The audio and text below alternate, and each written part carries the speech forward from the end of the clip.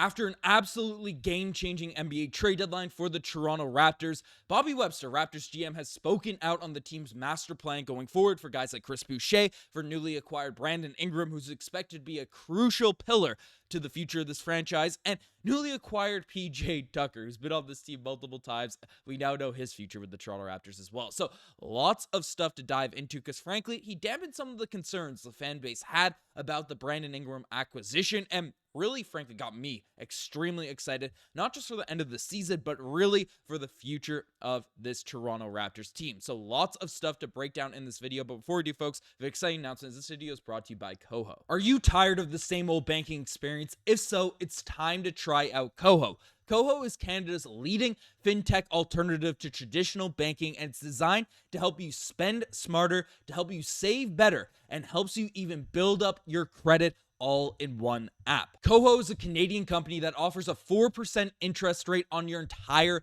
balance, and this is a non-promotional rate, which means it is one of the highest interest rates in Canada. With Koho, you can earn up to 2% cash back on everyday spending like groceries, eating out, and transportation, but it doesn't stop there, as Koho makes building credit easier than ever before. The average Koho user sees their credit score rise by 22 points in just 3 months.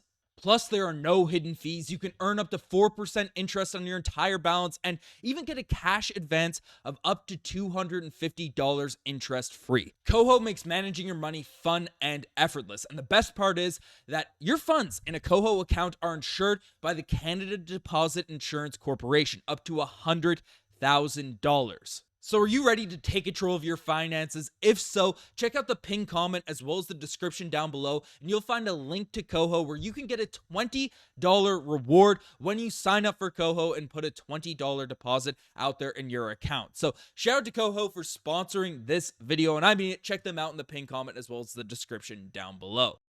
So shout out to Koho, but let's dive into the madness because, frankly, it has been one of the crazier stretches in Toronto Raptors basketball history with the moves that have recently gone down. So let's dive into what Bobby Webster had to say. So essentially, news has come out that Brandon Ingram, firstly, is waiving his trade bonus per a source. So we would have to owe him roughly $2.1 million paid by the Pelicans, but counting against the Raptors cap and tax, but foregoing that here. The Raptors have ample breathing room for the rest of the season and different deals. So nice start to this relationship. So before anything even happened, Brandon Ingram's already kind of coming in and being a team player out here for this Raptors group, which is exactly kind of what you want to see for a guy that's, about to be paid a ton of money by the Toronto Raptors organization. So that's a positive there, but we did have Bobby Webster speak out, and he had some very, very interesting quotes. Firstly, we'll get this out of the way because I know the Brandon Ingram stuff is much more interesting, but Bobby Webster says he doesn't anticipate PJ Tucker playing for the Toronto Raptors again.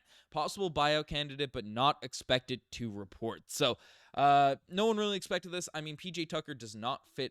He doesn't impact winning in the short term. He's going to retire probably at the end of this year, and just doesn't seem like the type of guy that is eager to be playing minutes with a bunch of young guys and a young team, as the quest to capture a flag, which we'll discuss over the course of the season.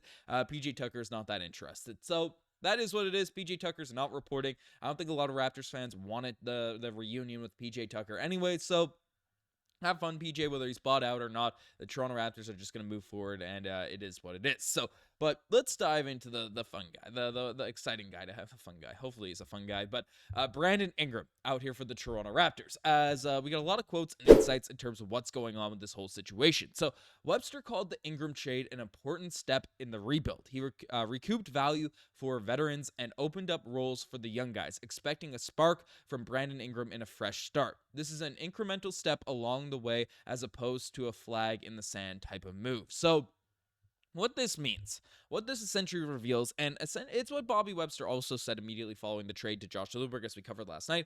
The Toronto Raptors have no desire to completely shift things, flag, and say, hey, we're winning games now. We're trying to go on a 20-game win streak, make the play-in, and all that type of stuff. The Toronto Raptors are like a bottom 5 seed in the entire NBA. They have the potential to get a top lottery pick in this year's NBA draft. If it's not Cooper Flag, a really, really good player out there in the NBA draft. And because Brandon Ingram is, of course, a phenomenal basketball player, a lot of people sort of said, hey, a guy coming in averaging 22, 5, and 5, he's going to impact winning. And this team isn't there yet. to make that leap, to make that jump, to jump into contention. So Bobby Webster shutting all that down, saying it's an important step in the rebuild. This is essentially our free agent acquisition for the summer. He's injured. He's dealing with some stuff, which we'll discuss, but the Raptors needed to do this now if they're interested in bringing in Brandon Ingram, because they have his bird rights now at this point. So they can sign him to an extension. They can sign him to a big contract and not be dealing with a bunch of cap gymnastics, having to trade off guys like RJ in order to make it happen. So nothing's changed. The Raptors are rebuilding, and the moves made at the deadline are there to open up minutes for the young guys, whether it's the Shed heads out there getting hyped up, Jonathan Mobo, whoever it is. We have a lot of guys coming out and getting those opportunities. So that's the first thing, which is an exciting, positive. We're looking forward to it. But also, we had an update on his injury history. It was baked into the price of the deal. We feel like we'll be able to get the best out of him. He also called Alex McKechnie and co. the best medical staff in the NBA. We will be strategic about his availability this season, and we want, but they'll want to see how he fits with the rest of the group. So, if you're not familiar, Brandon Ingram has dealt with a ton of injuries over the course of his career. So that's a reality the Raptors have.